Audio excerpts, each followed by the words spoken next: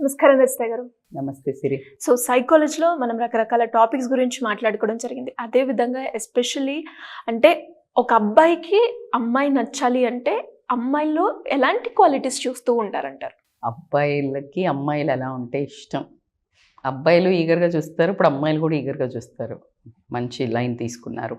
బేసికల్గా ఇష్టం అంటే అబ్బాయిలకి పెళ్లి చేసుకోవడానికి, లైఫ్లోకి ఇన్వైట్ చేయడానికి అని కనుక నువ్వు ఒక చిన్న అండర్లైన్ కనుక ఇస్తే కనుక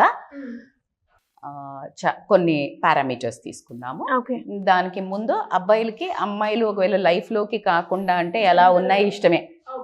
అమ్మాయి అయితే చాలు, అదే లైఫ్లోకి రావాలి, మనతో ఒక అమ్మాయి జర్నీ చేయాలి, మన రిలేషన్ మనకి లాంగ్ టర్మ్ ఉండాలి అని అనుకుంటే కనుక ఎలాంటి రిలేషన్స్ ఉంటాయి అంటే everybody has their own taste, అంటే everybody has their own parameters.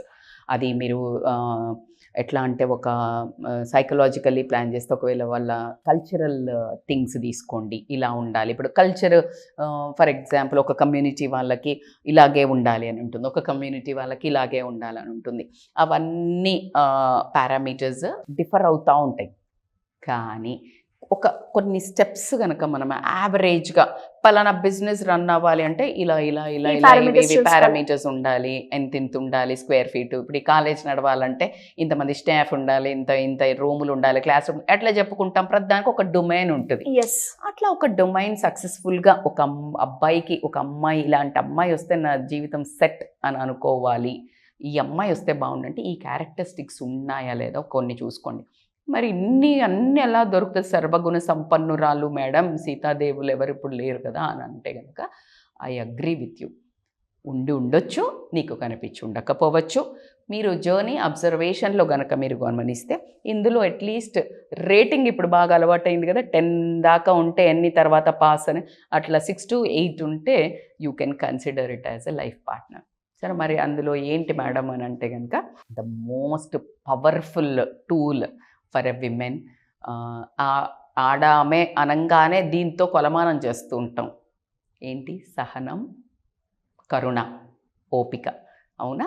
అంటే మీరు గమనిస్తే ఆడవాళ్ళల్లో అసలు ఏమీ లేకుండా మన ఇండియాకు వచ్చి కరుణ, కంపాషన్ అనే కైండ్నెస్తో ప్రపంచాన్ని మొత్తం ఉర్రూతలుగిచ్చిన మహిళ గురించి చెప్పుకోవాలంటే మదర్ తెరిస్సా. అవునా? సో అలా మదర్ తెరిస్సా అని ఎందుకు పెట్టారంటే మదర్, అమ్మలోనే ఆ గుణం ఉంటుంది. అమ్మ అంటే ఎవరు? ఆడదే ఇంకొక జన్మనిస్తేనే అమ్మ అవుతుందని ఏం అనక్కర్లా. మామూలుగా ఒక అమ్మాయి కూడా అమ్మలాగా ఆ చిన్న బేబీకి తినిపిస్తూ ఉంటుంది. మీరు గమనిస్తే చిన్నప్పుడు కూడా ఆ నేచర్ అనేది స్వతహాగా లోపల ఉంటుంది. మీరు ఇప్పుడు బేబీని ఆడించేటప్పుడు చూడు, అమ్మాయి ఎంత చక్కగా ఇట్లా పట్టుకొని ఆడిస్తూ ఉంటుంది, ఆ తినిపిస్తుంటుంది. అదే అబ్బాయిలు చేస్తారా? అది అక్కడి నుండి స్టార్ట్ అవుతుంది అమ్మాయి జర్నీ. సో ఏదైతే ఆ చిన్న కంపాషన్ అంటే సిచ్యుయేషన్ అర్థం చేసుకోగలిగే, పరిస్థితులను అర్థం చేసుకోగలిగే ఒక కైండ్నెస్. ఇప్పుడు ఫర్ ఎగ్జాంపుల్ మా అమ్మ వాళ్ళకు బాగాలేదు, నేను వెళ్తున్నా అని అంటాడు. అన్నప్పుడు ఏం కాదులే, మనకి ఇంపార్టెంట్ పని ఉంది. అలాంటి అమ్మాయి మీ లైఫ్లోకి వస్తే ఎంత నరకం. అర్థమైందా? సో కాబట్టికి ఆ చిన్న కంపాషన్ కానీ, ఆ కరుణ అనే ఒక భావము, ఆ సెన్సిటివిటీ, ఆ అనురాగము అనే ఉండగలిగిన అమ్మాయిని ఖచ్చితంగా ఎంతైనా, అంటే నాకు ఏదైనా ప్రాబ్లం ఉంది, మా ఇంట్లో ఏమైనా అయింది ఉంది, పట్టించుకోకుండా ఉంది, వినట్లేదు, ఆ ఎమోషన్ చూపించట్లే, ఇంటూ టిక్కా రైట్ టిక్కా ఇంటూవే కదా, అలాగా ఆలోచించుకోవాల్సి వస్తుంది. ఇంకొక దాని తర్వాత ఎప్పుడు అలాగే పాతకాలంలాగా అట్లాగే ఉంటే ఎట్లా మేడం, బోరింగ్ కదా అని మీరు అనుకుంటే అది అసలు చాలా స్ట్రెంగ్త్ ఉన్న పాయింట్ నేను చెప్పింది. Second, sense of humour. Obviously లైఫ్లో చాలామంది పెళ్ళి తర్వాత బోర్ కొడుతుంది, మళ్ళీ విడాకులు ఇస్తున్నారు, లేకపోతే ఇంకొక అమ్మాయిల వైపు చూస్తున్నారు, లేకపోతే ఫోన్లు పట్టుకొని లుంగి కట్టుకొని, ఈయన ఫోన్ పట్టుకొని వంటలు చేసుకుంటే ఇట్లా పెట్టుకొని మనం ఇదే కార్యక్రమం అవుతుంది. ఎందుకంటే జీవితంలో the most important factor missing ఏంటంటే సరదా సన్నివేశాలు, సెన్స్ ఆఫ్ హ్యూమర్. సరదాగా ఒకళ్ళకి జోకులు వేసుకుంటూ అలా కాస్త, అంటే ఇప్పుడు ఏదైనా జోకులు ఏం జోకు అన్నదనుకో, నీకెక్కడ ఏదైతే సినిమాలో పవన్ కళ్యాణ్ ఉత్సాహం చచ్చిపోయింది అనేది అంటారు కదా, అలాగా మూడో ఉత్సాహం మొత్తం చచ్చిపోతుంది. కాబట్టి ఆ సెన్స్ ఆఫ్ హ్యూమర్, చిన్న వాటికి సరదాగా కనెక్ట్ అవుతూ చేస్తుంటే లైఫ్ ఎప్పుడు స్పైస్ అప్ అవ్వటం జరుగుతుంది. కాబట్టి మీరు ఆమె కంపెనీలో ఉన్నప్పుడు నవ్వుతున్నారా? ఆల్వేస్. సో మోస్ట్లీ మీరు గమనిస్తే ఇఫ్ యూ సీ, ఒక అబ్బాయి ఉన్నాడు, అబ్బాయికి ఒక బెస్ట్ ఫ్రెండ్ ఉంది, అమ్మాయి గర్ల్, ఇంకొక లవర్ ఉంది. ఓకే, గమనించండి మీరు, ఈ అమ్మాయిని ఇట్లా కొట్టుకుంటా వాడు ఇట్లా మీదే చేసి ఇట్లా నవ్వుతూ ఉంటాడు, ఇక్కడికి రాగానే గజ గజ గజం అంటూ ఉంటుంది. ఎందుకు, ఏం జోకేస్తే ఏం తప్పు పడుతుందో, లేకపోతే ఇది like always one stress to impress. అలా కాకుండా ఈ సెన్స్ ఆఫ్ ఏదైతే, అందుకనే మీరు గమనించండి, బెస్ట్ ఫ్రెండ్స్ ఉన్న వాళ్ళు పెళ్లి చేసుకోండి. ఎప్పుడైతే ఫ్రెండ్షిప్ ఉన్నది పెళ్ళికి టర్న్ అవుతే గనక చాలా బాగుంటుంది అని చాలా వరకు. ఫస్ట్ ఇది చేపించేటప్పుడు కూడా, ఏది అరేంజ్ చేసిన మ్యారేజ్లో కూడా జనరల్గా చేసేటప్పుడు స్నేహితుడిలాగా ఉండండి అని ప్రమాణం చేపిస్తారు. ఎందుకు అంటే అందులో ఆ సరదా తత్వం వచ్చేది ఏంటి అని అంటే ఫ్రెండ్షిప్లో ఆ సెన్స్ ఆఫ్ హ్యూమర్. సో కాబట్టి ఆ టించ్ మాత్రం అది ఒక చిన్న మసాలా లాగానే అని చెప్తాను నేను, చాలా ఎంజాయ్ చేయగలిగిన. సో ఇంటలెక్ట్ అనగానే ఇవాళ రేపు ఏం చూస్తున్నారు, చదువుకుందా లేదా, ఈ డిగ్రీ ఉందా ఆ degree. Intelligent doesn't mean intellectual. Intellectual is a different word. Intellectual ఖచ్చితంగా నేను అంటాను చదువు ఖచ్చితంగా, కానీ చదువుని మనిషిని అర్థం చేసుకునే ఇంటెలెక్ట్ ఉందా? ఆ ఇంటెలెక్చువల్ ఏంటంటే ఏదైనా ఒక మంచి డిస్కషన్ పెడుతున్నాం, ఏదన్నా ఏం బట్టనట్టు ఒక ఎడ్డి మొహల్లాగా కూర్చుంటే ఆయనకి ఆ సరదా ఉండదు. సో బేసికల్గా ఆ ఒక్క పర్సన్లో ఈ నీడ్ టు హ్యావ్ వన్ రాజకీయవేత్త, అంటే బయటికి పోయి రచ్చబండ దగ్గర ముచ్చట పెడతారు, అట్లా ఇప్పుడు లేవు కదా. సో నీ భార్యే రచ్చబండ ఇప్పుడు, like you need to have a generalization. ఇప్పుడు ఆ టాపిక్స్ అట్లా మాట్లాడుతున్నప్పుడు ఇన్వాల్వ్ అవ్వటము, లేకపోతే ఒక యాడ్ ఆన్ చేయటము, లేకపోతే ఇంట్రెస్ట్ చూపించటము, అట్లా కనుక ఓవరాల్ డిస్కషన్స్ని ఎంగేజ్ చేయగలిగే ఇంటెలెక్ట్ ఉండటం అనేది మాత్రం చాలా, ఇది లైఫ్ని ముందుకు తీసుకెళ్ళడానికి యూజ్ అవుతాయి ఈ టాపిక్స్ అన్నీ. That's what I'm trying to. అట్లా కాకుండా బేసికల్గా ఇద్దరివి షేర్డ్ ఇంట్రెస్ట్లు ఉండాలి. అంటే ఇద్దరు అనుకొని, అంటే ఇప్పుడు ఫర్ ఎగ్జాంపుల్ ఎక్సర్సైజ్ ఉంది, గుడ్ ఫుడ్ ఉంది, అది మంచిదా కాదా? మంచిది. అలాంటి మంచివి అన్నప్పుడు షేర్ చేసుకో. బా నేను రాను నువ్వు అనగానే డిస్కనెక్ట్ అయిపోయింది. నీ టైం ఆయన టైము వేరైంది. సో హాబీస్ కానీ ఇంట్రెస్ట్లు కానీ when it is good for your both benefits, shared ఇంట్రెస్ట్ని పంచుకుంటూ వెళ్ళగలిగి, అంటే అది ఫ్యామిలీకి మంచిది, హెల్త్కి మంచిది, మా ఇద్దరు రిలేషన్కి, కపుల్ గోల్స్కి మంచిది. అలా ఆ టింజ్ ఉన్న అమ్మాయి కూడా ఇప్పుడు మనం ఏదైనా నువ్వు ఎక్సర్సైజ్ చేయి, నేను ఎక్సర్సైజ్ చేస్తున్నాను, లేకపోతే ఇవాళ చాలా బిర్యానీ ఎక్కువ తిన్నాం కదా, let's have like nice one healthy. Don't you think it is a smart? ఇద్దరు ఒక వెళ్తున్నారు. లేదు, అట్లా కాకుండా మన లైఫ్ని ముందుకు ఎట్లా తీసుకెళ్దాం, మన ఫ్యూచర్ని ఎట్లా తీసుకెళ్దాము, లేదు నువ్వు ఈ జాబ్ చేయి, దాని తర్వాత చెయ్యి, ఒక పని చెయ్యి, నేను ఈ జాబ్ చేస్తుంటా, నీకు వేరే ప్యాషన్ ఉంటే నువ్వు ఇది నేర్చుకో, నేను సపోర్ట్ చేసి, ఏం కావాలా? సో అలా ఎవరైతే ఫ్యూచర్ ప్లాన్స్ని కూడా డిస్కస్ చేయగలిగే అమ్మాయి ఉంటే కూడా that is one more wonderful thing అని చెప్తాను. అట్లా కాకుండా కాన్ఫిడెంట్ అబ్బాయిలను ఏ డౌట్ లేకుండా, నేను ఇలా చెప్తాను, హోల్ వర్గ మగ పిల్లలు లైక్ చేసేదంటే కాన్ఫిడెంట్ గర్ల్ ఉండాలి. కాన్ఫిడెంట్గా అంటే నీవు అనుకున్న ఒక ఒపీనియన్ని చెప్పగలగటం, గట్టిగా అరిచి గొడవ పెట్టుకొని చెప్పటం కాదు, అర్థమయ్యే కాన్ఫిడెంట్గా ఒక వర్డ్ని, నువ్వు చేసే పని, నువ్వు చెప్పే మాట మ్యాచ్ అవుతుందో ఆ కాన్ఫిడెన్స్ వస్తుంది. సో రైట్ థింగ్స్ని చూస్ చేసుకొని కనుక ఎప్పుడైతే పనులు చేస్తారో ఆ కాన్ఫిడెన్స్ వస్తుంది. కాబట్టి కాన్ఫిడెంట్ అమ్మాయిల్ని కూడా చాలా, ఇక అందరికీ తెలిసిన విషయమే ఫిజికల్ అట్రాక్షన్ ఈజ్ ద బేసిక్కి. అందంగా ఉండాలి, బాగా డ్రెస్ సెన్స్ చేసుకోవాలి, చక్కగా తయారవ్వాలి, పిచ్చి బట్టలు వేసుకోవద్దు, లేకపోతే మరి అంటే ఎక్స్పోజింగ్ ఇష్టపడరు కొంతమంది. సో కాబట్టికే ఇలాంటివన్నీ ఒకవేళ వాళ్ళు ఇష్టపడ్డా కూడా, వాళ్ళు ఏమో అనకపోయినా ఎక్కడో లోపల ఒక బెరుకుతనం ఉంటుంది. మరీ రివీలింగ్గా వేసుకుంటే వీళ్ళకి ఎక్కడో లోపల ఒక స్ట్రెస్ అనేది స్టార్ట్ అవుతుంది. కాబట్టి ఖచ్చితంగా నేను ఇప్పుడు ఈయనకి నేను కమిట్ అయిపోయాను, నాకు నచ్చాడు, నేను ఈ అబ్బాయితో ఫ్రెండ్షిప్ చేస్తా అనుకుంటున్నా అన్నప్పుడు ఆ అమ్మాయి ఎలాంటి బట్టలు వేస్తుంది అంటే నీ గురించి అర్థం చేసుకొని తయారవుతుంది. అండర్స్టాండింగ్, అది లోపలనే అండర్స్టాండింగ్. ఇట్ డజంట్ మీన్ నేను బుర్కాలు కప్పుకోమని బొమ్మన్నట్లా, బట్ ద వే నీ భర్తకి అర్థమయ్యే చూపించుకునేవి అలా ఒక తెలిసిన వ్యక్తి, మనసెరిగిన వ్యక్తి కనుక ఆ ఫిజికల్ అట్రాక్షన్ అనేది గ్యారంటీ ఉంటుంది. కానీ అది లాంగ్ టర్మ్ కాదు కాబట్టి మిగతా అన్నీ బేసిక్ పారామీటర్స్ అని నేను చెప్తాను. ఇట్లా కాకుండా ఇంకా ఇంపార్టెంట్ ఇంగ్రీడియంట్ అంటే లాయాలిటీ అండ్ ట్రస్ట్ వర్తీనెస్. ఎట్టి పరిస్థితుల్లో ఆ అమ్మాయి నువ్వు రిలేషన్ స్టార్ట్ చేస్తున్నప్పుడు కానీ నీతో అని చూడకండి, మీతో ఆ టైంలో ఎవరు ఏం చూపించాలి అనుకుంటే అదే చూపిస్తారు, అవునా కాదా? ఇప్పుడు మేము నాకు టైమ్స్ కోపం వస్తుంది కావచ్చు, నేను but in front of the camera నేను ఏం చెప్పాలో అదే చూపించగలుగుతాను మీకు. ఎగ్జాక్ట్లీ ఒక రిలేషన్లో డేటింగ్ నువ్వు 6 నెలలు చేసినా, సంవత్సరం చేసినా, ఆ టైంలో నువ్వు ఏం చూపించదలుచుకున్నావో అదే చూపిస్తారు. అది నీతో చూపించేదాన్ని మీరు పరిగణనలోకి తీసుకుంటే మోసపోయినట్టే. ఆ ప్రవర్తన తల్లిదండ్రులతో మాట్లాడేటప్పుడు కానీ, తల్లిదండ్రులకు చెప్పి వస్తున్నారా, ఏం చెప్తున్నారు, వాళ్ళ ఫ్రెండ్స్ తోటి ఎట్లా మాట్లాడుతున్నారు, ఫ్రెండ్షిప్ చేసేసి వచ్చి ఇక్కడ బిచ్చింగ్ చేస్తున్నారా, లాయల్గా ఉన్నారా లేదా, లేకపోతే వాళ్ళ జాబ్ దగ్గర లాయల్ ఉన్నారా, వాళ్ళ ఇంటి చుట్టుపక్కల వాళ్ళతో లాయల్ ఉన్నారా, వాళ్ళ తల్లిదండ్రులతో లాయల్ ఉన్నారా, సిస్టర్స్ మీద మాట్లాడుతున్నారా, దట్స్ ఇట్ బాస్. రేపొద్దున నీకు infinite crocodiles festival same.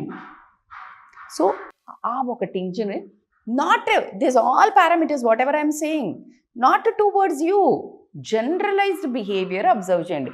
That is what dating is. Dating is not physical attraction, పోయి ముద్దులు పెట్టుకొని మనం రాత్రికి మందు కొట్టుకుంటాం, ముచ్చట పెట్టి ఏముండదు అక్కడ. అది ఏముంది? That is not life. అది జస్ట్ ఆ టైంలో కనిపించేది. This is life. ఆ అమ్మాయి బయటోళ్ళతో తిరుగుతున్నప్పుడు బయటోళ్ళతోటి ఎలా బిహేవ్ చేస్తుంది, ఈ పారామీటర్స్ అన్నీ ఉన్నాయా, then you will get a check point.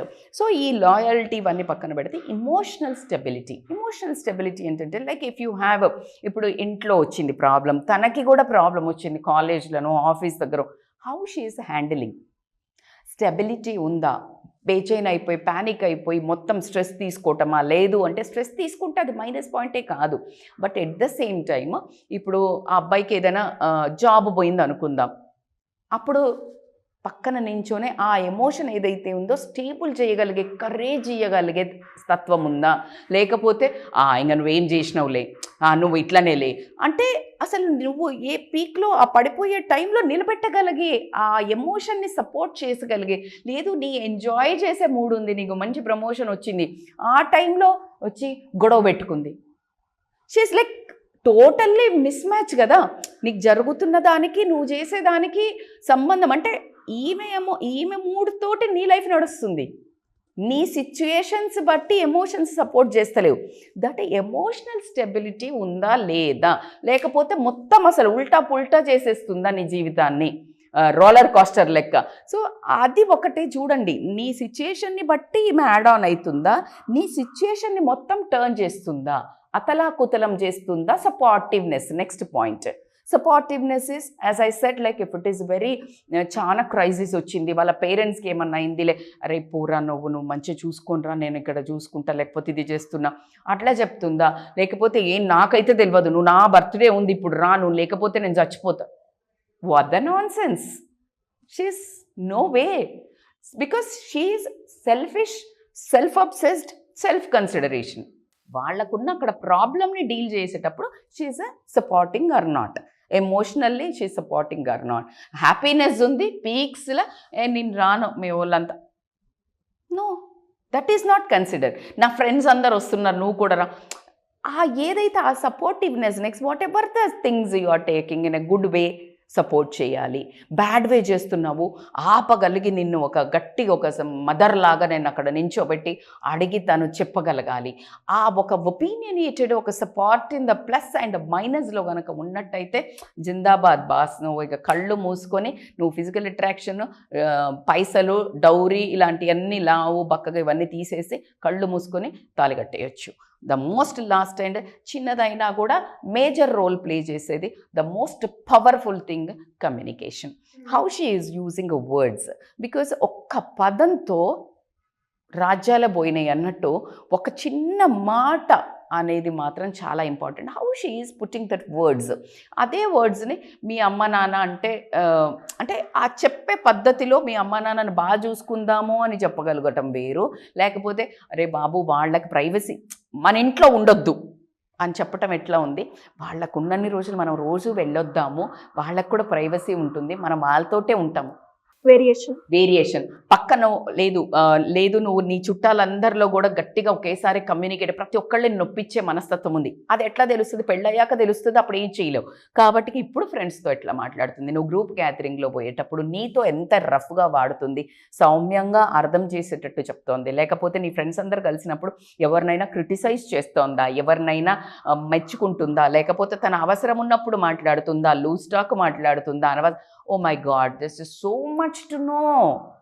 Bad luck ఏందనంటే ఇప్పుడున్న అమ్మాయిలు ఏదైతే ప్రేమ అని అనుకుని వెళ్తూ ఉన్నారో తర్వాత మళ్ళీ ఎందుకు గొడవలు వస్తున్నాయంటే ఈ పారామీటర్స్ చూడకుండా అంత స్టైల్గా తయారైపోయి డేటింగ్లని జస్ట్ ఊరికే ఎంటర్టైన్మెంట్ షాపింగ్ మాల్ పంటి తిరిగినామా, తిన్నామా, రాత్రిలో పబ్బులకు పోయినామా, ఎంజాయ్ చేసినామా, ఫామ్ హౌస్లు తీసుకున్నామా, మందు కొట్టినామా, ఎంజాయ్ చేసినాం. ఒరే బాస్ ఇది కాదురా నాయన, ఇగో ఈ పారామీటర్స్ ఉంటే రేపు పొద్దున్న long life, happy married life అనే దానికి ఒక మీనింగ్ అయితే ఉండడం జరుగుతుంది.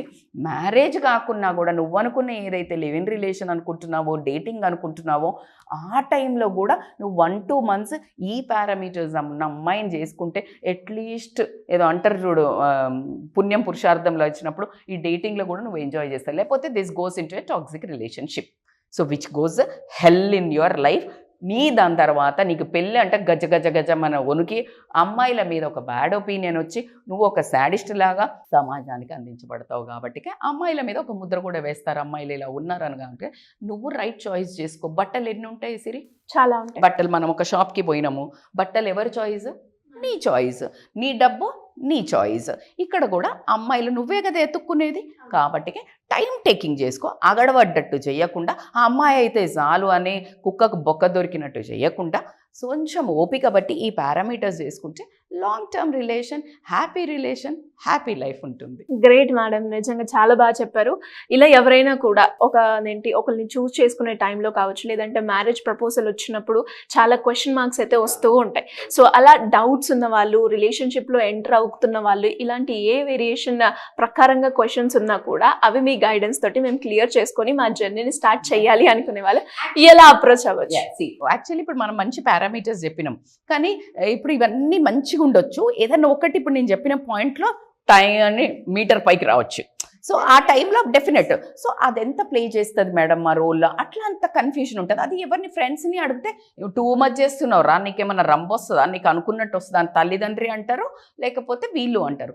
కాబట్టి ఖచ్చితంగా they can really contact us on scrolling number for such kind of little helping points ఉంటాయి కదా చిన్న, అలాంటివి they can call us on scrolling number for online or offline appointment. Thank you madam, thank you so much. Thank you so much Shri.